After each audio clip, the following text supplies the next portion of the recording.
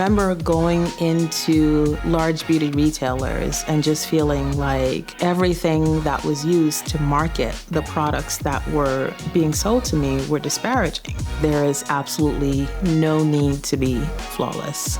I'm a mom of a 20-month-old now. I am nowhere near flawless. It's a ridiculous made-up word, and I truly wish we could all be free from it. We the People is a line of skincare that is actually geared towards the body. We address things like hyperpigmentation, ingrown hairs, and razor burn. It is not about making yourself flawless. It's about being comfortable in the skin that you're in.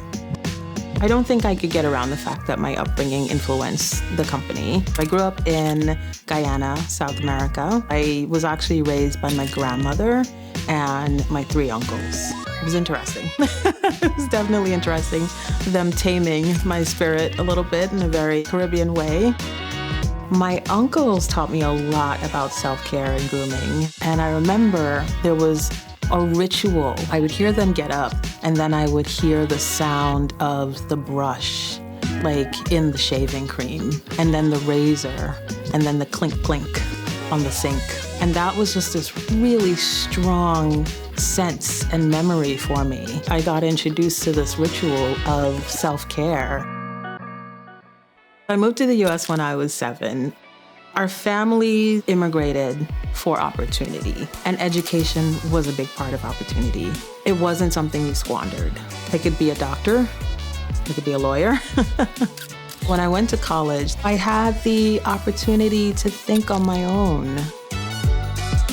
I was able to explore a creativity that was bubbling up in me ever since I was young. I wanted to bring something to the world. After college, I actually got an opportunity to work as an account executive within the fashion industry. I really saw, first and foremost, the obsession with a very specific female figure. It was a culture that really celebrated a very slim, no pun intended, parameter of what it looked like to be a woman. I left that behind, and I actually got a really, really great inbound opportunity to work in the beauty industry. And beauty sort of took me behind the culture, that was presented to women, the expectations, to know that it was sort of really just being churned out of a marketing machine that was designed to make us feel less than in order to sell more products. They truly impact how we feel about ourselves, how we feel about our days, how we feel about each other. And it pissed me off. And it pissed me off on my behalf and my friends who were beautiful women who didn't need to be told that they needed to be flawless or that they couldn't age. Getting up close and personal with beauty really catalyzed me to start We the People. It felt like if I could get it right, I could literally inform and change the experience of beauty as a culture. And so that's what I'm working on, is getting that right. Starting a company is hard. Starting a company as a founder of color is hard. I started very simply with my own capital. And then I ended up raising a couple of rounds of funding from investors. And in 2021, I became one of 100 under 40 Black women to have raised over $3 million in venture funding. The reconstitution of beauty is clearly a play on We the People.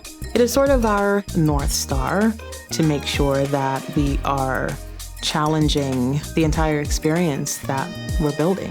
How do we build something where the people are truly championed, truly welcomed, and truly involved in what we're building in the future of beauty?